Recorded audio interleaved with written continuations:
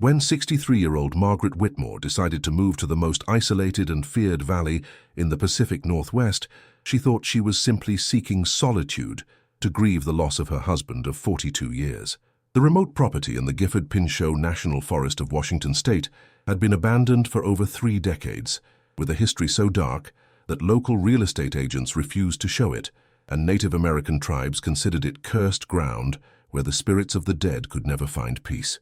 But on the night of September 14, 2023, Margaret would discover that the valley's reputation for supernatural terror was based on something far more real and infinitely more heartbreaking than any ghost story, a sound that would haunt her dreams and change her understanding of loss, love, and the profound grief that connects all conscious beings across the boundaries of species.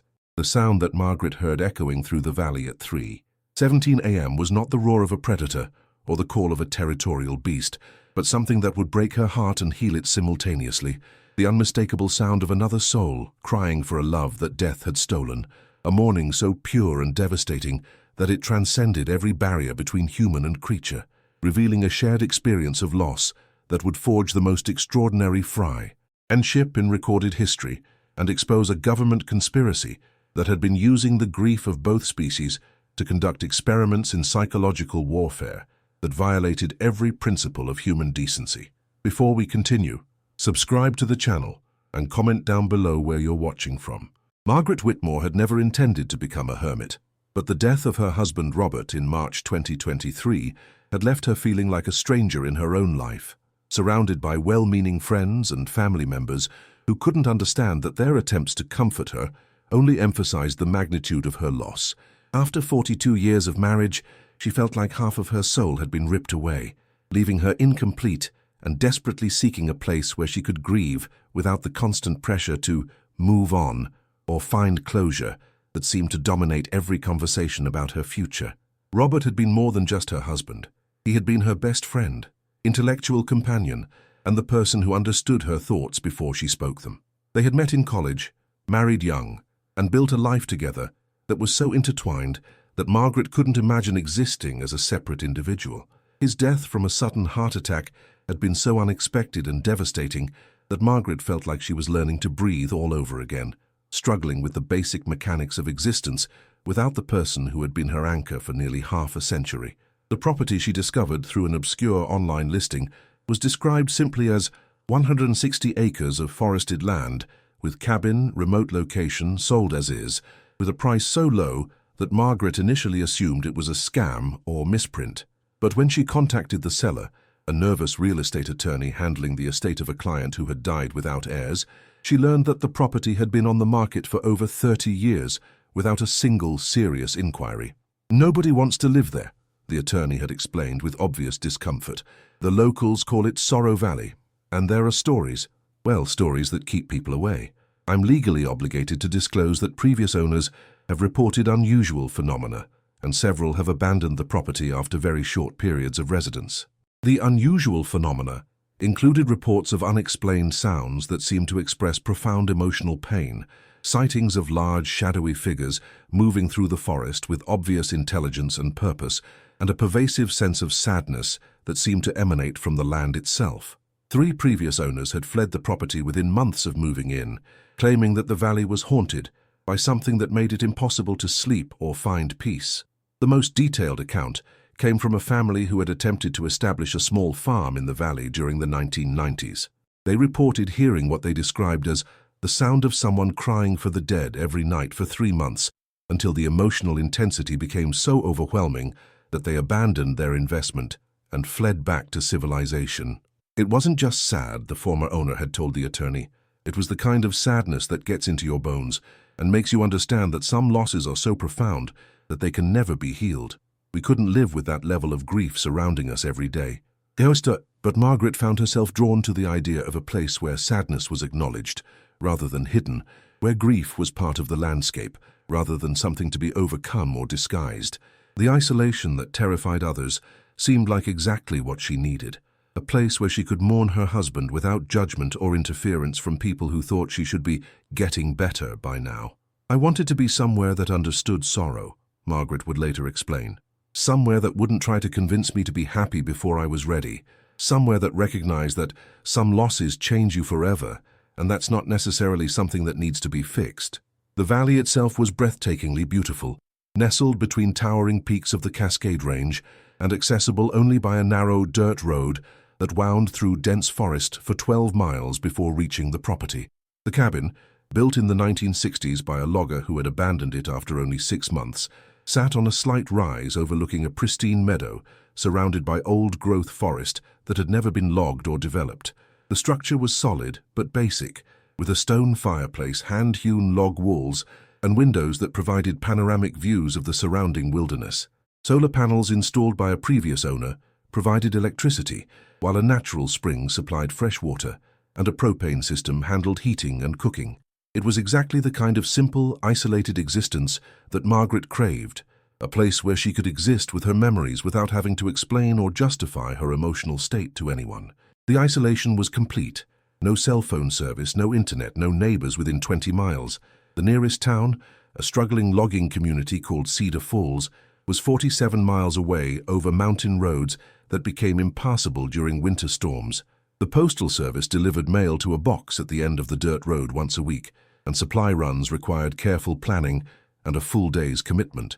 Margaret moved to the valley in late August 2023, bringing only the essentials needed for simple living and a collection of photographs, letters, and mementos that represented her life with Robert.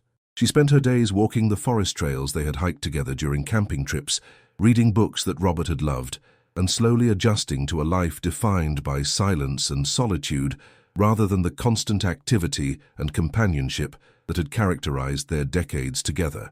The first few weeks were exactly what she had hoped for, peaceful, quiet, and free from the well-meaning but exhausting sympathy of friends who couldn't understand that she didn't want to get better or move on from her grief.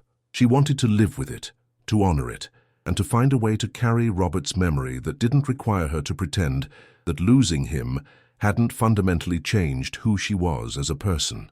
But as September progressed, Margaret began to notice that the valley's reputation for sadness was more than just local superstition or the projection of grief onto a landscape. There was something about the place that seemed to amplify emotional pain, making her grief feel more intense and immediate than it had even in the first days after Robert's death. The sadness was everywhere, Margaret documented in the journal she began keeping. Not just my sadness, but something older and deeper that seemed to come from the land itself. It was like the valley was holding the grief of everyone who had ever lived there, accumulating sorrow over generations until it became part of the atmosphere. The feeling was particularly strong at night, when Margaret would lie in bed listening to the sounds of the forest and feeling overwhelmed by waves of sorrow that seemed too large and complex to be entirely her own. It was as if the valley was a repository for accumulated grief, a place where the pain of loss had been building for generations without any outlet or resolution. But rather than finding this oppressive, Margaret discovered that the ambient sadness was oddly comforting. For the first time since Robert's death, she felt like she was in a place that understood the magnitude of her loss, that didn't expect her to minimize or overcome her grief, but simply acknowledged it as a fundamental part of her existence. I wasn't alone in my sorrow, Margaret realized. The valley was grieving too, and somehow that made my own grief feel less isolating and more natural. Like sadness was a normal response to loss, rather than something pathological that needed to be cured. The first direct evidence that Margaret was not alone in the valley came on the evening of September 13th, when she noticed that someone or something had been leaving offerings near the small memorial she had created for Robert in the meadow behind the cabin. The offerings were simple but clearly intentional. Wildflowers arranged in careful patterns that showed aesthetic sensibility, interesting stones placed in geometric arrangements that demonstrated mathematical understanding, and carved pieces of wood that showed obvious artistic skill and emotional intention. Someone was sharing my grief, Margaret observed with growing curiosity. The offerings weren't random or accidental. They were deliberate expressions of sympathy and understanding that showed whoever was leaving them recognized that I was mourning and wanted to offer comfort. The artistic quality of the offerings was remarkable, demonstrating sensitivity and creativity that suggested intelligence and emotional sophistication far beyond what Margaret would expect from any known animal. The flower arrangements showed understanding of color and form that indicated aesthetic sensibility, while the carved wood pieces displayed symbolic thinking and artistic skill that required both manual dexterity and abstract reasoning. The carvings were particularly intriguing, featuring intricate patterns and symbols that seemed to represent concepts related to love, loss, and remembrance. Some depicted two figures embracing, others showed single figures in poses of mourning or contemplation, and several featured abstract designs that somehow conveyed emotions more effectively than realistic representations. Margaret began leaving her own offerings in response: photographs of Robert, letters she had written to him but never sent, and small mementos that represented their life together. Each morning she would find that her offerings had been carefully examined and respectfully arranged, often accompanied by new gifts that seemed specifically chosen to complement or respond to what she had shared. We were having a conversation, Margaret realized, not through words but through shared expressions of love and loss that transcended the need for language. Someone understood what I was going through and was trying to offer comfort in the only way they could. The exchange of offerings continued for several days, with each interaction revealing more about the intelligence and emotional depth of Margaret's unseen companion. The gifts became increasingly sophisticated and personal, suggesting that whoever was leaving them was learning about Margaret's relationship with Robert and responding with offerings that showed understanding of her specific grief. One morning, Margaret found a carved wooden heart that had been broken in half, with the two pieces placed side by side in a way that clearly represented the feeling of being incomplete after losing one's other half. The symbolism was so perfect and the execution so skilled that Margaret found herself crying with gratitude for the understanding and compassion it represented. But it was on the night of September 14th that Margaret would finally encounter the source of the valley's sadness and discover that her grief was shared by a being whose loss was even more profound and devastating than her own. Margaret was awakened at 3:17 a.m. by a sound unlike anything she had ever heard, a vocalization that was simultaneously animal and profoundly human, expressing a depth of emotional pain that seemed to encompass every form of loss and sorrow that any conscious being could experience. The sound rose and fell in waves of anguish that seemed to shake the very foundations of the valley, echoing off the mountains and reverberating through the forest with such intensity that Margaret could feel it in her bones. It was the sound of a heart breaking, Margaret would later describe. Not just sadness or loneliness, but the kind of grief that comes from losing everything that gives life meaning. It was the sound of someone crying for a love that death had stolen, someone who understood exactly what I was feeling because they were feeling it too, only deeper and more completely than I could imagine. The sound came from somewhere in the forest beyond the meadow, echoing through the valley with such emotional intensity that Margaret felt her own grief responding to it, like a tuning fork resonating with a matching frequency. It was clear that whatever was making the sound was experiencing loss on a scale that dwarfed even her own devastating grief, mourning with a purity and intensity that spoke to the universal nature of love and loss. I knew immediately that I was hearing someone else's mourning, Margaret documented. Someone who understood exactly what I was feeling because they were feeling it too. The sound was so raw, so honest, so completely without pretense or self-consciousness that it could only come from a soul that had been broken by love and loss. The sound continued for nearly an hour, rising and falling in waves of anguish that seemed to express every aspect of grief, denial, anger, bargaining, depression, and a kind of acceptance that was more devastating than resistance, because it acknowledged the permanence of loss while still crying out against the unfairness of death's separation. Margaret found herself crying in response to the sound, not just for her own loss, but for the obvious suffering of whatever being was expressing such profound sorrow. The shared experience of grief created an immediate emotional connection that transcended species boundaries and established a bond based on the universal experience of loving and losing. I wanted to comfort whoever was making that sound, Margaret realized, the same way I wished someone could comfort me. We were both broken by loss, and somehow that made us connected in a way that went deeper than words or appearances. The sound gradually faded as dawn approached, leaving Margaret emotionally drained but somehow less alone than she had felt since Robert's death. For the first time in months, she had encountered someone whose grief matched her own in intensity and depth, someone who understood that mourning was not a weakness to be overcome, but a testament to the power of love. The next morning, Margaret found a new offering in the meadow that was unlike anything she had received before, an intricately carved wooden sculpture that depicted two figures embracing, with details so fine and emotionally expressive that it was clearly the work of a master artist working through profound grief. It was a love story told in wood, Margaret observed with amazement. The sculpture showed two beings who belonged together, who completed each other, who were meant to be eternal partners. It was exactly how I felt about Robert and me, like we were two halves of the same soul that had been torn apart by death. The sculpture was accompanied by what appeared to be a self-portrait, a carved representation of a massive, humanoid figure with features that were clearly not human, but that expressed intelligence, sensitivity, and overwhelming sadness. The artistic skill was extraordinary, but it was the emotional content that took Margaret's breath away. I was looking at the face of someone who had lost their soulmate, Margaret understood, someone who knew exactly what I was going through because they were living the same nightmare of trying to exist without the person who had made their life complete. The self-portrait revealed features that were unmistakably those of a Sasquatch or similar cryptid species, the broad face, prominent brow ridge, and massive proportions that had been described in countless sightings and encounters. But this was not the fearsome monster of popular imagination. This was a being of obvious intelligence and profound emotional depth, someone capable of love, art, and grief that rivaled anything in human experience. That evening, Margaret made a decision that would change both their lives forever. Instead of staying safely in the cabin, she walked into the meadow with a lantern and called out to the darkness, speaking directly to the being she now knew was sharing her grief. "I know you're there," she said softly, her voice carrying across the meadow. "I know you're hurting the same way I am. I lost my husband, and I think you lost someone too. Maybe we don't have to be alone in our sadness. Maybe we can help each other carry this pain."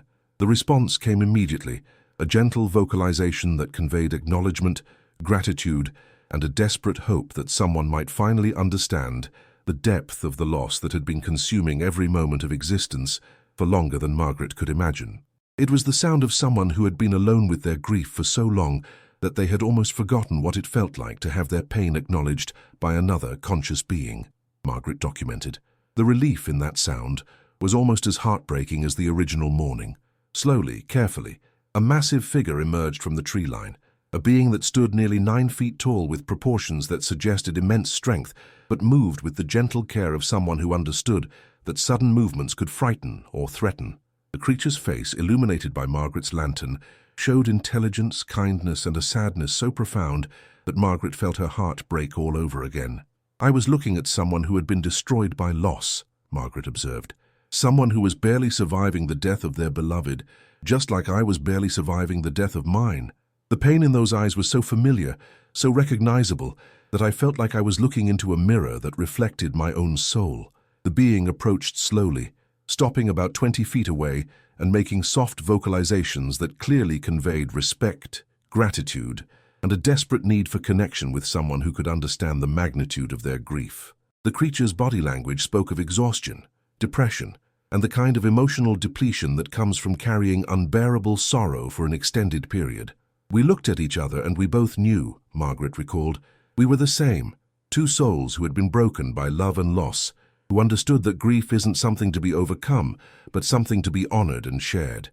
In that moment, species didn't matter, appearance didn't matter, nothing mattered except the fact that we both knew what it meant to lose everything.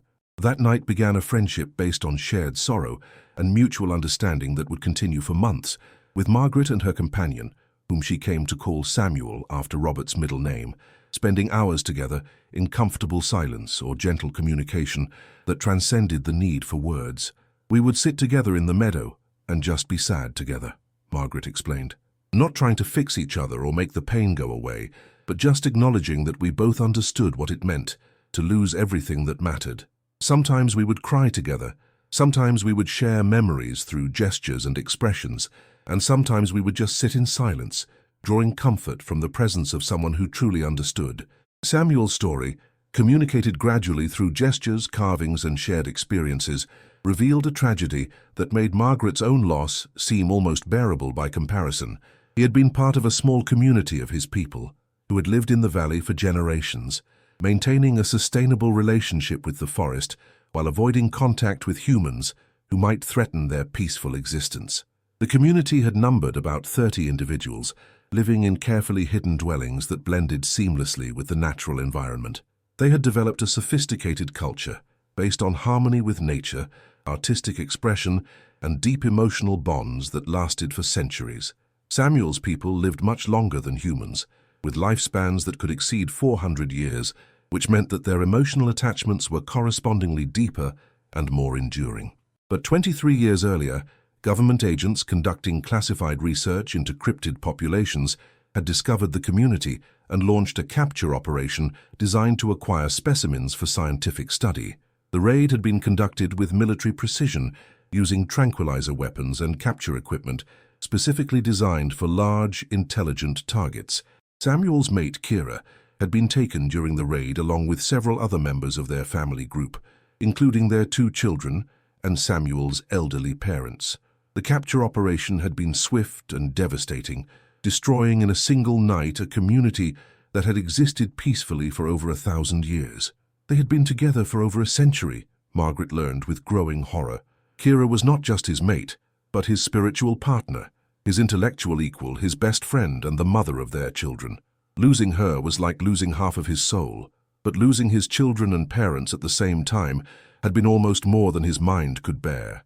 Samuel had spent the last 23 years searching for Kira and his family, following leads and rumors that suggested they might still be alive in some government facility. His investigations had taken him across the country, infiltrating research installations and government facilities while trying to avoid capture himself. But his searches had led only to evidence that Kira and the others had died during medical experimentation designed to understand their physiology, longevity, and cognitive abilities. The research had been conducted without any consideration for their subjects' welfare or rights as intelligent beings, treating them as specimens rather than conscious individuals with families and emotional lives. He had been mourning them for over 2 decades, Margaret realized, living alone in the valley where they had been happy together, surrounded by memories of their life and love, unable to move on because moving on would mean abandoning hope that they might somehow still be alive. The depth of Samuel's grief made Margaret's own loss feel both more manageable and more profound. More manageable because she at least knew that Robert had died peacefully and naturally, surrounded by love and medical care, and more profound because she now understood that grief was a universal experience that connected all conscious beings across the boundaries of species and time. We were both widows, Margaret understood, both of us trying to figure out how to live without the people who had made our lives complete, both of us learning that love doesn't end with death, but continues as a kind of beautiful agony that we carry forever. Their friendship deepened over the following months as they shared memories of their lost loves, created memorials together, and found comfort in the presence of someone who understood that grief was not a problem to be solved, but a testament to the depth of love that had been lost. Samuel showed Margaret places in the valley where he and Kira had been happy, hidden waterfalls where they had played together, meadows where they had raised their children, and caves where they had sheltered during storms. Each location was a shrine to their love, carefully maintained and visited regularly as part of Samuel's ongoing process of honoring Kira's memory. He was teaching me how to live with grief instead of trying to overcome it, Margaret realized, how to make mourning a celebration of love rather than just an expression of loss. He showed me that remembering the dead wasn't about letting go, but about finding ways to keep their love alive in our hearts and actions. In return, Margaret shared stories about her life with Robert, showing Samuel photographs and mementos that helped him understand the depth and complexity of human love. She taught him about human customs of mourning and remembrance, while learning about the spiritual practices that Samuel's people used to honor their dead. We were learning from each other, Margaret documented, finding ways to carry our grief that honored our loves, while still allowing us to find moments of peace and even joy in our memories. Samuel taught me that grief could be beautiful, and I taught him that humans were capable of the same depth of love and loss that his people experienced. But their peaceful existence was shattered in February 2024 when government agents conducting surveillance of the valley detected evidence of Margaret's contact with Samuel and launched an operation designed to capture him for scientific study. They had been watching the valley for decades, Margaret learned with growing alarm, waiting for Samuel to reveal himself or make contact with humans who could be used to lure him into captivity. My presence had given them the opportunity they had been waiting for. The operation was conducted by the same classified program that had destroyed Samuel's community 23 years earlier, using Margaret's presence as bait to draw Samuel into a trap that would allow them to complete the research that Kira's death had interrupted. They were going to use my friendship with Samuel to destroy him, Margaret realized with horror. the same way they had used his love for Kira to destroy their community. They were going to turn our bond of grief and understanding into a weapon against him.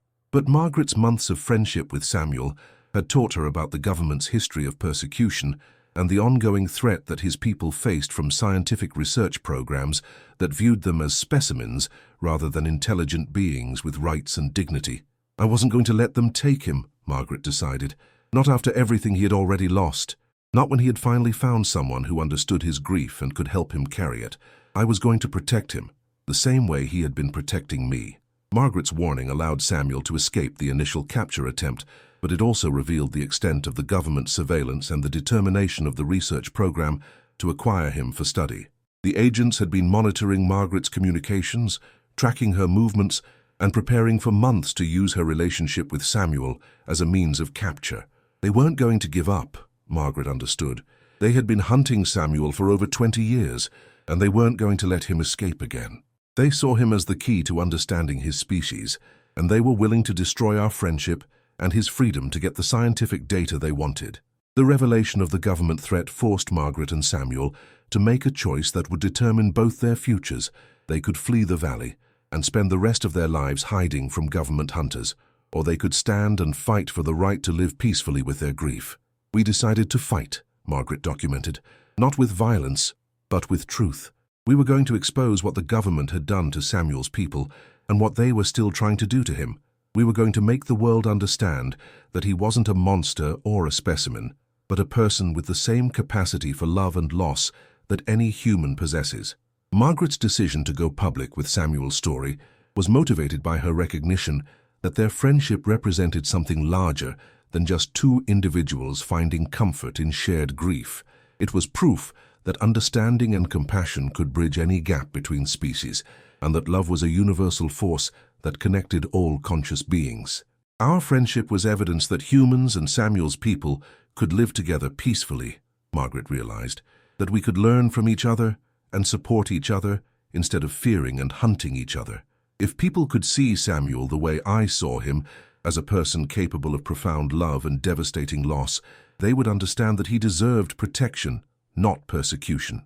The media attention that followed Margaret's revelations about her friendship with Samuel sparked intense public debate about government research programs, the rights of non-human intelligence, and the ethical implications of scientific study that treated conscious beings as specimens.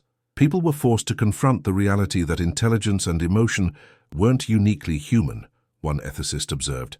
That other species could experience love, loss, and grief with the same depth and complexity as humans, and that this emotional capacity gave them the same right to life and freedom that we claim for ourselves. But perhaps most importantly, Margaret and Samuel's story provided a model for how different species could relate to each other based on shared experiences and mutual understanding rather than fear and domination. They showed us what was possible, one advocate noted, how friendship and compassion could overcome the barriers that we thought were insurmountable, and how recognizing our common experiences of love and loss could create bonds that transcended every difference in appearance or origin. The government research program was eventually exposed and shut down following congressional investigations triggered by public outrage over the treatment of Samuel's people, but not before Margaret learned the devastating truth about Kira's fate through documents released during the investigation. She had died during the first year of captivity, Samuel learned through documents that Margaret helped him understand, not from medical experimentation but from grief. She had literally died of a broken heart, unable to survive separation from Samuel and their children. The revelation that Kira had died from the same grief that Samuel had been carrying for 23 years was both devastating and somehow healing.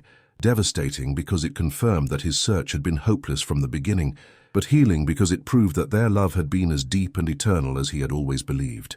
She had loved him as much as he loved her, Margaret understood. Her death from grief was proof that their bond had been real and permanent, and that nothing could have separated them except death itself. In a strange way, knowing that she had died of love rather than torture was a comfort. Samuel's response to learning the truth about Kira's death was not the breakdown that Margaret had feared, but a kind of peaceful acceptance that allowed him to finally begin the process of true mourning rather than desperate hope. He could finally say goodbye, Margaret observed. Finally honor her memory properly instead of living in the limbo of not knowing whether she was alive or dead. The truth was painful, but it was also liberating. The memorial service that Margaret and Samuel created for Kira and the other victims became a celebration of love that transcended species boundaries, with humans and the few surviving members of Samuel's people coming together to honor relationships that had lasted centuries and had been destroyed by fear and ignorance. "It was the most beautiful funeral I had ever attended," one participant observed, "a celebration of love that showed how much we all have in common, regardless of what species we belong to or what we look like." Margaret's friendship with Samuel continued to deepen after Kira's memorial, but it evolved from shared grief into something more complex and hopeful, a partnership based on mutual respect, understanding, and a commitment to building bridges between their species. "We were still sad," Margaret explained. "We would always be sad about losing Robert and Kira, but we had learned that grief could be shared and that sharing it made it more bearable. We had also learned that love doesn't end with death, but continues in new forms through the connections we make with others who understand our loss." Samuel eventually established a sanctuary in the valley where surviving members of his people could live safely while working with human researchers and advocates to develop protocols for peaceful coexistence between the species. "The valley became a place of healing instead of just a place of sorrow," Margaret observed, "a place where different species could learn to understand and support each other, where grief could be transformed into something beautiful and meaningful." Margaret remained in the valley as the sanctuary's human liaison, helping to facilitate communication between Samuel's people and human society while continuing to honor the memory of her husband and the friendship that had saved both her and Samuel from drowning in their grief. "I found my purpose," Margaret realized, "not in overcoming my grief, but in using it to build something beautiful and meaningful that honored both Robert's memory and the love that Samuel and Kira had shared." The sound that had first brought Margaret and Samuel together, the cry of a heart breaking from loss, had evolved into something entirely different. The sound of two souls supporting each other through the darkest moments of existence and discovering that love, even when lost, could create connections that transcended every boundary that seemed to separate different forms of consciousness. "We learned that grief is love with nowhere to go," Margaret concluded, "and that when you find someone else who understands that truth, you can create a place for that love to live and grow and help heal the world." If you found Margaret and Samuel's incredible friendship as moving and inspiring as we did, make sure to subscribe and hit that notification bell so you never miss our stories about the connections that transcend species boundaries and the power of shared grief to heal and unite. Share this video to spread awareness about the importance of compassion and understanding between different forms of consciousness, and let us know in the comments about your own experiences with loss and the unexpected connections that can arise from shared sorrow. Your engagement helps us continue bringing you stories that reveal the profound bonds that connect all living beings.